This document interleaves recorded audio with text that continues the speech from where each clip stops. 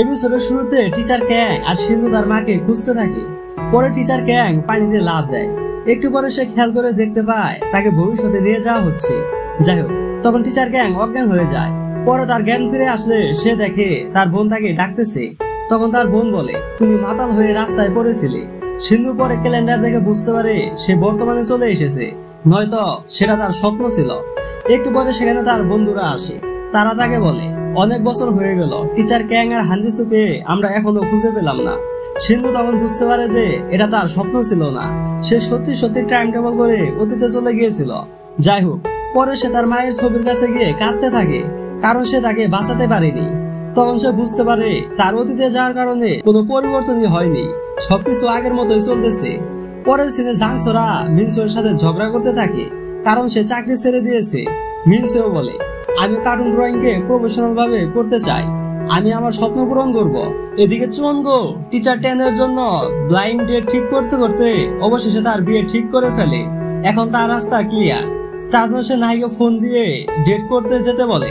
তখন নাহি বলে, তুমি আমার স্টুডেন্ট, তোমার সাথে আমি ডেট করতে কিভাবে যাব? এটা বলে সে ফোন কেটে দেয়। এদিকে সিন্ধুর বোন তার মায়ের ডেথ অ্যানিভার্সারি পালন করতে চায়। তখন সিন্ধু খেয়াল করে বুঝতে পারে যেদিন সে অতীতে গিয়েছিল সেদিন তার মায়ের ডেথ অ্যানিভার্সারি ছিল, আবার আজকেও সেই ডেথ অ্যানিভার্সারি, পার্থক্য শুধু কিছু ঘন্টা। পরে সে নিউজ পেপারের কথা ভাবতে থাকে। হানজিসু আজকে রাতে এক মাতালের গাড়ির ধাক্কায় মারা যায়। তার জন্য সে সেই অ্যাক্সিডেন্ট আটকাতে হানজিসুর হাসপাতালে যায়। সেখানে তাকে না পেয়ে সে ট্রাফিক পুলিশের কাছে যায়। সেখানে সিংজু তাকে সাহায্য করে, কিন্তু তাতে কোনো লাভ হয় না। একজন মাতাল তাদের চেকপোস্ট ভেঙে ফুল স্পিডে গাড়ি চালাতে থাকে। এটা দেখে পুলিশ ও সিন্ধু তার পিছু নেয়। সিন্ধু পরে অ্যাক্সিডেন্টের হাত থেকে হানজিসুকে রক্ষা করে। সিন্ধু যার ফলে একটু আঘাত পায়, তার জন্য হানজিসু তাকে হাসপাতালে নিয়ে যায়। পরে সিন্ধু হানজিসুর সাথে কথা বলতে থাকে। সিন্ধু তাকে তার ভালোবাসার কথা বলে। হানজিসু বলে, এসব বলতে তুমি অনেক দেরি করে ফেলেছ। তখন হানজিসুর ফিয়ন্সে সেখানে আসে। সিন্ধু পরে বুঝতে পারে এটা তো জুহান, যে হাই স্কুলে হানজিসুকে প্রপোজ করেছিল। যাই হোক, তখন সিন্ধু আর তার সাথে ঝগড়া লেগে যায়। পরে সিন্ধু সেখান থেকে চলে আসতে থাকে। এদিকে আমরা 10 বছর আগে সিন্ধুকে দেখতে পারি। সে অতীত থেকে ভবিষ্যতে চলে এসেছে। পরে সে সিন্ধুকে বলে সে হচ্ছে সিন্ধুর স্টুডেন্ট। তখন সে সিন্ধুকে ফোন দিয়ে তাড়াতাড়ি বাসায় যেতে বলে।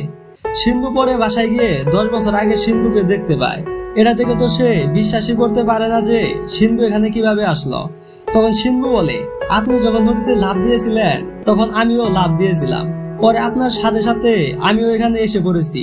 এটা বলার পর সে কাঁদতে থাকে, কারণ সে জানতে পারে সেই দুর্ঘটনায় তার মা মারা গেছে। সিন্ধু তখন তাকে সান্ত্বনা দিতে থাকে। পরের সিনে সিন্ধু 10 বছর আগের সিন্ধুকে অতীতে যেতে বলে। সে বলে, এই 10 বছরে কি আপনি হানজিসুর সাথে সুখে আছেন? সিন্ধু বলে, আমরা দুজনেই অনেক সুখে আছি। এটা বলে সে চলে যায়। এদিকে হানজিসু তার ফিয়ন্সের সাথে নদীতে বেড়াতে আসে।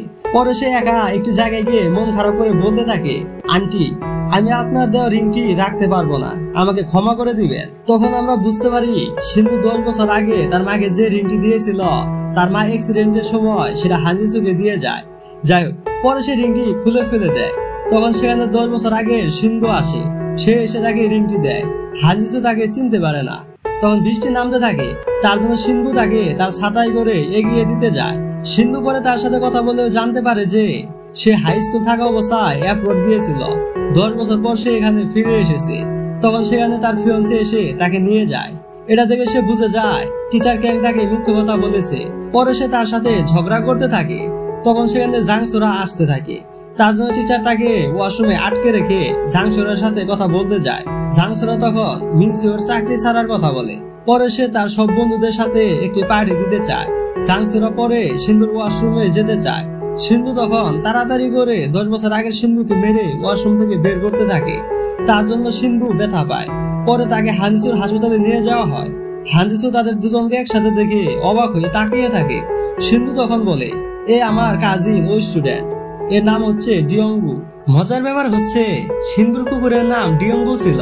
তার জন্য সে রাগ করতে থাকে। পরে সিন্ধু হানজিসুর জন্য খাবার নিয়ে যায়। হানজিসু খাবার খেতে চায় না। পরে সিন্ধু বলে, আমরা কালকে সব বন্ধুরা পার্টি দিয়েছি, সেখানে সবাই আসবে, তোমাকেও আসতে হবে। হানজিসু তখন যেতে মানা করে দেয়। যাই হোক, পরে সিনে জোহান আর হানজিসু কথা বলতে থাকে। কালকে আবার জোহানের বার্থডে। তার জন্য সে তার সাথে বার্থডে পালন করতে চায়। হানজিসু যাওয়ার জন্য রাজি হয়ে যায়। পরে সিনে হানজিসু একটি জায়গায় বসে থাকে। তখন ডিয়ঙ্গু তার সাথে কথা বলতে যায়। ডিয়ঙ্গু তখন তাকে শিনবুদের পার্টিতে যেতে বলে। হানজিসু তাকে মানা করে দেয়। পরে ডিয়ঙ্গু হানজিসুর কাছে থাকা বইয়ের ভিতরে তাদের ছবি দেখে বুঝতে পারে হানজিসু এখনো তাদের মিস করে। তার জন্য ডিয়ঙ্গু বলে, তোমার জন্য কোনো সমস্যা না হয় তার জন্য আমিও তোমার সাথে যাব। হানজিসু তখন রাজি হয়ে যায়। পরে সিনে শিনবু ও তার বন্ধুরা সবাই হানজিসুর জন্য ওয়েট করতে থাকে। একটু পরে সেখানে হানজিসু আসে। তাকে দেখে সবাই অবাক হয়ে যায়। পরে তার সাথে ডিয়ঙ্গুকে দেখে তারা তো হা করে শুধু তাকিয়ে থাকে। শিনবু পরে ডিয়ঙ্গুর সাথে এ বিষয়ে ঝগড়া করতে থাকে, কারণ তাদের দুজনকে একসাথে দেখলে তার বন্ধুরা তাদের চিনে ফেলবে। যাই হোক, শিনবু আর ডিয়ঙ্গু তাদের সাথে যাওয়ার পর তারা বলে, তোমাদের দুজনকে তো একই দেখতে। শিনবু বলে, সে আমার কাজিন, আর পৃথিবীতে একই চেহারার মানুষ দুইজন হতে পারে, যেমন টিচার ক্যাং আবার আমার মতো দেখতে। তখন সবাই তাদের কথা বিশ্বাস করে। পরে হানজিসু তাদের কাছে ক্ষমা চায়, কারণ তাদেরকে না বলে সে অ্যাপ্রোচ চলে গিয়েছিল। তখন সবাই তাকে ক্ষমা করে দেয়। এদিকে জুহান হানজিসুর জন্য ওয়েট করতে থাকে। তখন হানজিসু তাকে মেসেজ দিয়ে বলে, আমি আসতে পারবো না। এটা থেকে তার মন খারাপ হয়ে যায়। এদিকে শিনবুরা পার্টি কন্টিনিউ করতে থাকে। তারা প্রচুর বিয়ার খেয়ে ফেলেছিল, তার জন্য হানজিসু ও মিনসু ঘুমিয়ে পড়ে। তখন চুয়ঙ্গো জানতে পারে যে নাহি ডেট করতে গেছে, তার জন্য সে তাড়াতাড়ি করে সেখানে যেতে থাকে। পরে হানজিসুকে শিনবু এবং মিনসুকে জাংসোরা ও ডিয়ঙ্গু তাদের বাসায় নিয়ে যেতে থাকে। এদিকে চুয়ঙ্গো নাহির কাছে গিয়ে তার ডেট নষ্ট করে দেয়। পরে সে নাহিকে বলে, আমি তোমাকে ভালোবাসি।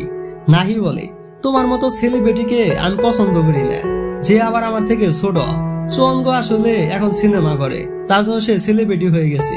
পরে চুয়ঙ্গো বলে, আমি তোমার থেকে ছোট হলে কি হবে, সবাই এ বিষয়ে কি ভাববে আমি জানি না, আমি তোমাকে ভালোবাসি। নাহি এরপরও রাজি হয় না তার সাথে রিলেশন করতে। এদিকে ডিয়ঙ্গু মিনসুকে তার বাসায় নিয়ে যায়। পরে সে জাংসুরাকে বলে, আপনি মিনসুর পাশে সারা জীবন থাকবেন এবং এভাবে তাকে ভালোবেসে যাবেন। এটা বলে সে চলে যায়। পরে সিনে শিনবু আর হানজিসুকে দেখতে পারি। হানজিসু তখন তাকে টিচার ক্যাং মনে করে তাকে তার ভালোবাসার কথা বলে। শিনবু বলে, আমি টিচার ক্যাং নই। কিন্তু হানজিসু বলে, তুমি টিচার ক্যাং। পরে হানজিসু বলে, আমি তোমাকে অনেক ভালোবাসি। এটা বলে সে তাকে জড়িয়ে ধরে। যাই হোক, পরে তারা দেয়ালের উপর দিয়ে তাদের হাসপাতালে যায়। এদিকে ডিয়ঙ্গু হাসপাতালে হানজিসুকে খুঁজতে আসে, কিন্তু তাকে সে খুঁজে পায় না। একটু পরে সেখানে জুহান আসে। তার জন্য শিনবু টেবিলের নিচে লুকিয়ে পড়ে। জুহান তখন ফোনে বলে, আমি 10 বছর ধরে হানজিসুকে পছন্দ করি, আমি তাকে না পেলে অন্য কেউ তাকে পাবে না। এটা বলে সে চলে যায়। পরে ডিয়ঙ্গু বের হওয়ার সময় মাথায় আঘাত পায়, যার কারণে একটি রিং নিচে পড়ে যায়। ডিয়ঙ্গু সেটা হাতে নিয়ে ভালোভাবে দেখে বুঝতে পারে এই রিং তো সে কিনেছিল হানজিসুর জন্য। পরে সে সেটা তার মাকে দিয়েছিল, তার মানে হচ্ছে তার মা মারা যাওয়ার আগে হানজিসুর সাথে দেখা করেছিল। এদিকে হানজিসু ও শিনবু বসে কথা বলতে থাকে। হানজিসু বলে, সেদিন স্কুলে যখন আগুন লেগেছিল সেদিন আমার কাছে মোবাইল ছিল, আমি শুধু আপনার সাথে থাকার জন্য মিথ্যে কথা বলেছিলাম। শিনবু তখন তার কথা শুনে হাসতে থাকে। একটু পরে হানজিসু ঘুমিয়ে পড়ে। পরের দিন সকালে হানজিসু দেখে সে হাসপাতালে শুয়ে আছে। তখন ডিয়ঙ্গু বলে, আমি আপনাকে এখানে নিয়ে এসেছি। এ কথা আসলে শিনবু তাকে বলতে বলেছিল। পরের সিনে হানজিসু ও জোহান কথা বলতে থাকে। হানজিসু জোহানের বার্থডেতে যায়নি, তার জন্য সে রাগ করতে থাকে। হানজিসু তখন তার রাগ ভাঙাতে থাকে। তাদের কথা ডিয়ঙ্গু দূরে থেকে শুনতেছিল, তার জন্য সে জোহানের সাথে কথা বলতে থাকে। তখন সে জানতে পারে হানজিসু নদীতে বোটে যাতায়াত করতে ভয় পায়। তখন ডিয়ঙ্গু এই কথাটি শিনবুকে ফোনে বলে। পরে সিনে মিনসিও আর জাংসোরা কথা বলতে থাকে। জাংসোরা চাকরি নিয়েছে, কারণ সে মিনসুর স্বপ্ন পূরণ করতে তার পাশে থাকতে চায়। এটা শুনে মিনসিও অনেক খুশি হয়। একটু পরে সেখানে শিনবু আসে। সে এসে বলে, হানজিসু বোটে ট্রাভেল করতে ভয় পায়, এর কারণ কি? জাংসোরা বলে, আমার মনে আছে সে যেদিন চলে গিয়েছিল স্কুল ছেড়ে, তার সেদিন অ্যাপ্রোড একটি বোটে যাওয়ার কথা ছিল, কিন্তু সেই বোটের অ্যাক্সিডেন্ট হয়। তবু সে বেঁচে আছে, তার মানে সে ওই বোটে যায়নি। তাদের কথা শুনে শিনবু সেখান থেকে চলে যায়। পরে সিনে জাংসোরার কাছে থেকে হানজিসু জানতে পারে যে শিনবু তাকে আগে ভালোবাসতো, এখনো ভালোবাসে। এসব কথা শুনে হানজিসু মন খারাপ করে কাঁদতে থাকে। সিন শিফট হয়ে শিনবুকে দেখতে পারি। সেদিন অ্যাপ্রোচ যাওয়ার জন্য হানজিসু কয়টা টিকিট কেটেছিল সেটা সে চেক করতে যায়। তখন সে দেখতে পায় তার মায়ের যে বোর্ডের অ্যাক্সিডেন্ট হয়েছিল, হানজিসুরও সেই বোর্ডে যাওয়ার কথা ছিল। এদিকে হানজিসু ডিয়ঙ্গুর কাছে থেকে জানতে পারে শিনবু কোথায় আছে।